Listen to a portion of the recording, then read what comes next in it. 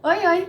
Eu sou Mavi, você tá no meu canal e hoje o vídeo é sobre um assunto que eu gosto muito, que me interessa muito e que eu tenho anotado muito, que são baleias cachalote.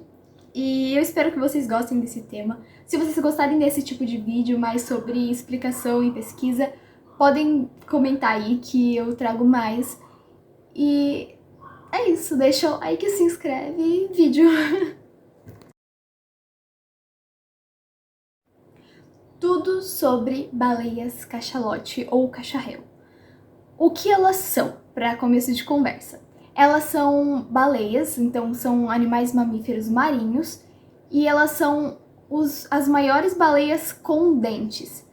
As fêmeas variam entre 12 a 14 metros e os machos entre 15 e 20 metros, sendo que eles podem chegar a pesar até 80 toneladas. Os filhotes, quando nascem, eles têm de 4 a 5 metros e pesam 1 tonelada, o que já é coisa pra caramba. As cachalotes são ótimas mergulhadoras, elas são muito conhecidas por isso. Os mergulhos delas chegam de 500 até 3.000 metros, podendo durar até 90 minutos, mesmo que a média seja ali de 45. Agora sobre a classificação científica dela. Esse eu vou ter que ler aqui porque são alguns nomes meio difíceis, eu já peço perdão aqui de início se eu pronunciar alguma coisa errada, é porque são nomes científicos muito específicos, muito dificinhos de falar, então eu vou tentar. O reino delas é o Animalia, o filo é Chordata, a classe Mammalia, ordem Cetácea, subordem Odontocete, família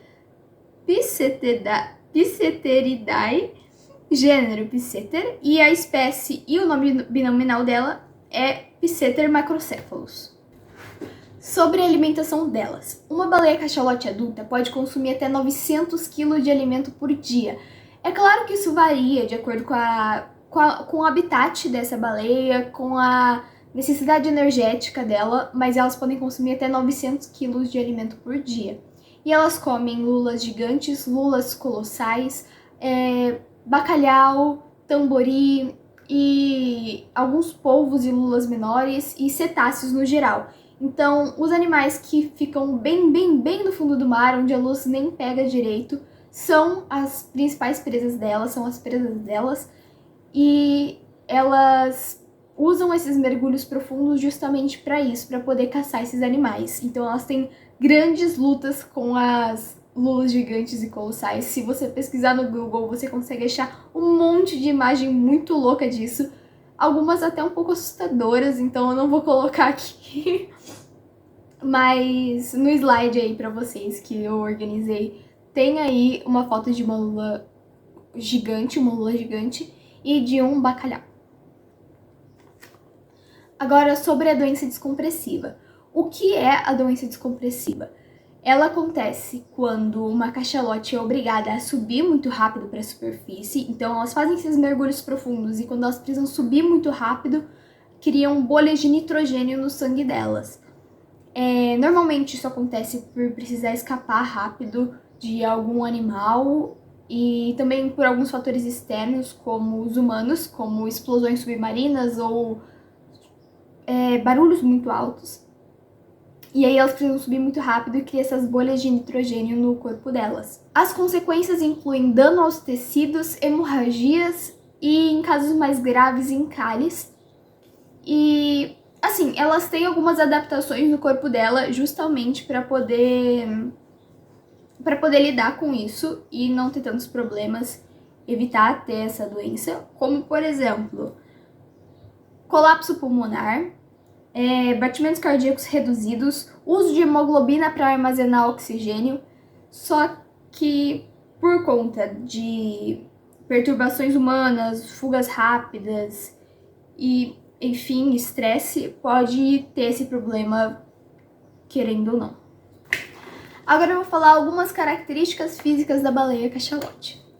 Elas são muito conhecidas por conta da sua cabeça, que é uma cabeça muito grande, ocupa 1/3 do corpo delas e ela é em formato retangular assim, parece uma caixa mesmo. E e nela tá localizado o espermacete, que eu vou falar um pouquinho depois o que é. Elas possuem uma barbatana dorsal arredondada, localizada na parte posterior do corpo, uma cauda robusta, triangular e larga, que ela é usada para impulsão durante o mergulho, então ajuda elas a navegarem, a mergulharem e tal. A mandíbula dela, a superior, normalmente não tem dentes, mas a inferior tem e eles podem chegar até 20 centímetros.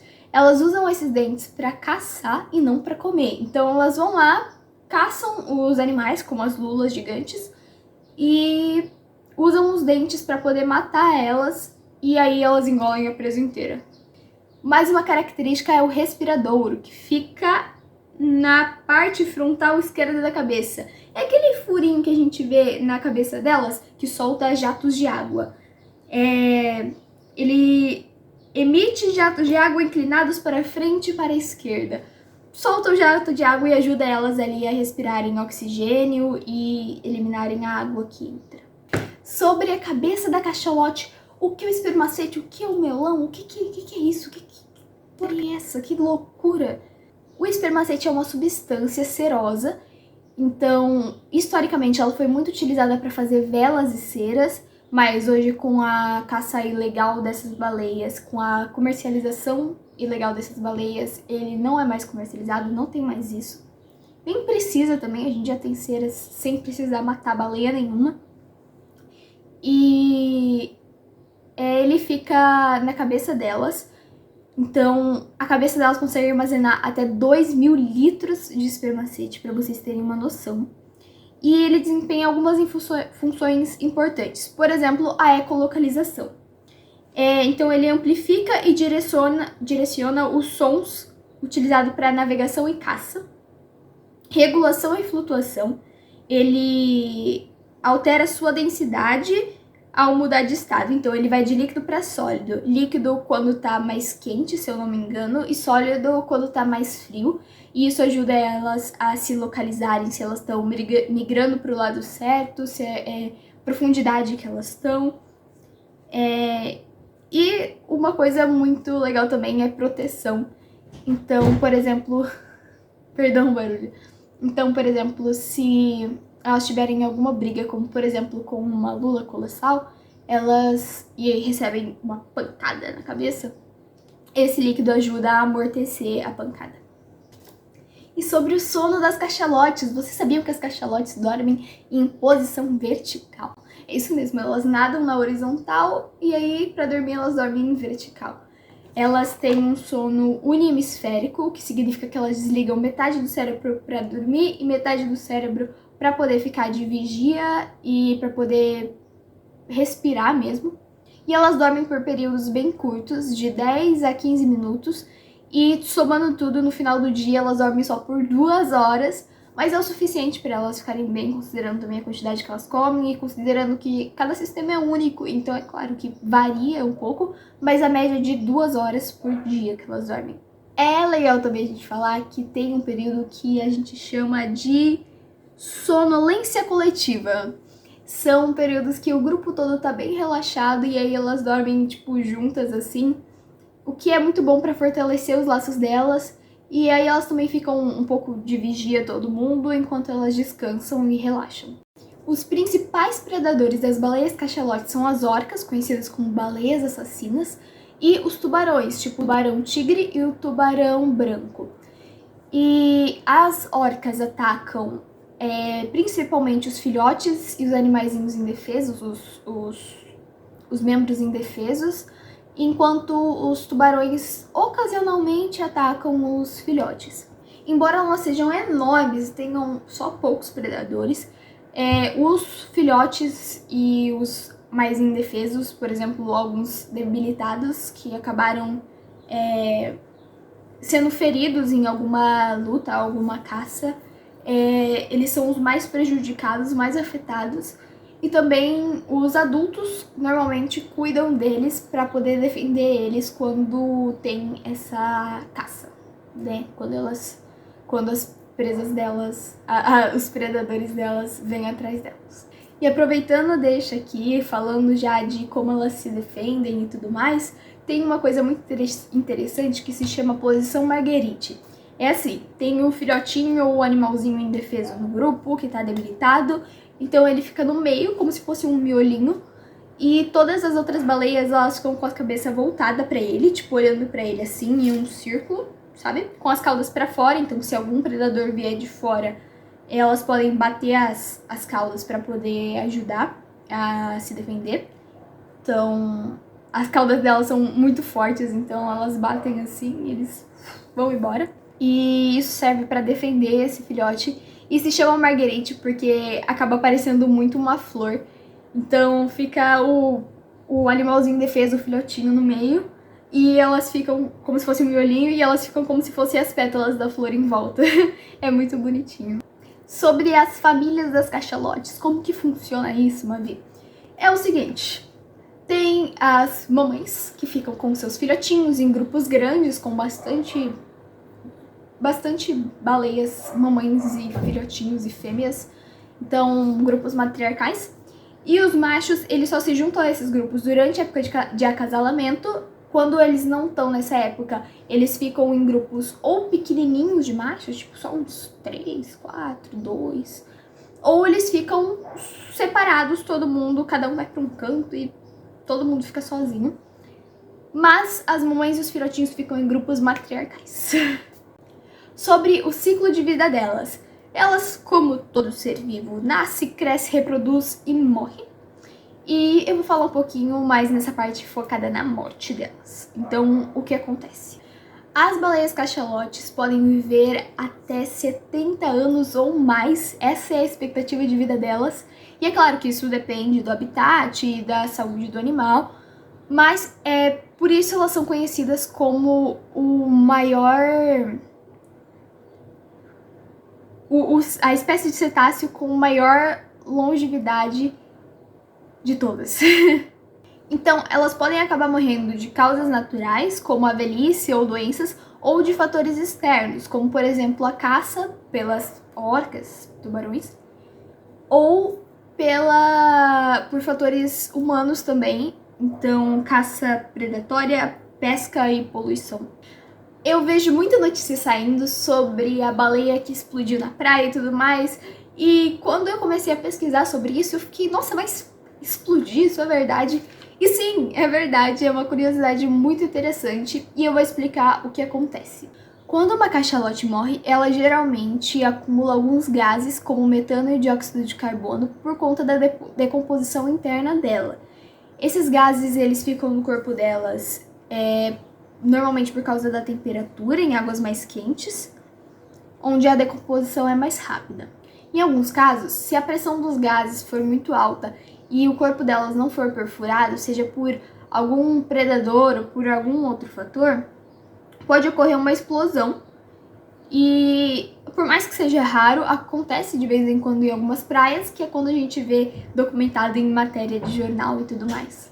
Caso isso não aconteça, de delas explodirem, com o tempo o corpo delas pode perder a flutuabilidade e aí elas vão afundando, afundando, afundando até chegar no fundo do oceano e criando assim as ilhas de carcaça, que são basicamente o corpinho delas ali mortinho, que serve de cadeia alimentar para outros animais. Então, nasce, cresce, reproduz, morre, serve de casa e alimento para animais menores, nasce, cresce, reproduz e morre. Então, alguns animais menores que ficam lá no fundo do oceano utilizam o corpo delas tanto de habitat quanto para alimentação, e elas criam um sistema de vida inteiro ali só por terem morrido. Então elas são muito, muito importantes para o sistema ecológico, para o ciclo de vida de vários animais. Localização delas. Então, se você tá afim de visitar uma baleia cachalote, saiba onde encontrá-las. Elas ficam em águas profundas e águas tropicais e temperadas. Então, em regiões tropicais e subtropicais, onde as águas são mais quentes. Por exemplo, o Caribe, o Golfo do México, o Oceano Índico e as costas da Austrália. Que legal, né? Eu sei que tem alguns passeios aí que você consegue ir que mostram um pouquinho de perto, em barcos, as baleias cachalotes e, claro, sem afetar elas de forma negativa, como por conta de barulhos e tal. E eu acho super legal, porque sabe, um dia eu vou ver uma baleia cachalote. Agora, algo que me impressiona muitíssimo, muitíssimo e que tem saído diversas notícias e pesquisas aí são as codas. O que é coda? Se você já assistiu Procurando Nemo, por exemplo, você provavelmente se lembra da cena que a Dory diz que fala baleiês e começa a fazer uns sons de baleia. Então, baleiês. As cachalotes falam baleiês. As baleias cachalotes têm uma linguagem própria e a gente chama isso de codas. O que são codas? São uma sequência de cliques únicos que é como se fosse um código Morse, só que de baleias. Então essa sequência de cliques formam palavras, dependendo, palavras assim na língua delas. E é claro, isso muda de grupo para grupo. E elas servem para comunicação social, então elas transmitem informações como a localização e a identidade. E cooperação, então elas são usadas para coordenar comportamentos em grupo, como a proteção ou a caça. E elas também são muito importantes para a ecolocalização. Então as cachalotes emitem cliques de alta frequência que viajam pela água e retornam como ecos ao baterem em objetos.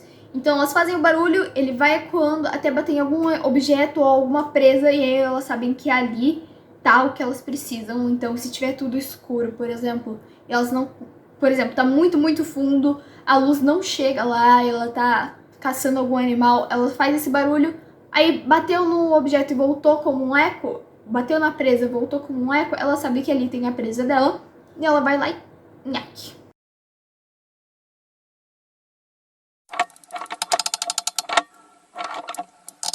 Esses cliques são gerados por uma estrutura que fica na cabeça dela, que chama fonação nasal. Ela utiliza o espermacete para amplificar os sons e direcionar eles. E é uma forma muito eficiente de navegação nos oceanos e é algo que tem impressionado muito nós, meros humanos mortais. E aí a gente tá fazendo muitas pesquisas sobre isso e eu acho fascinante. Foi isso. Quem gostou? Eu gosto muito de fazer vídeos assim sobre assuntos que me interessam, porque eu me empolgo muito mais na hora de fazer absolutamente tudo, de gravar e tudo mais. Então, se vocês têm interesse por pesquisas assim, pelo fundo do mar, eu posso trazer mais alguns vídeos contando sobre mais alguns animais ou fenômenos. E é só deixar aí nos comentários que eu trago. E se vocês gostaram, deixa um like aí que vai ajudar bastante. Se inscreve aí no canal. E é isso. Um beijão muito obrigada por assistirem até aqui. E um beijão. Tchau!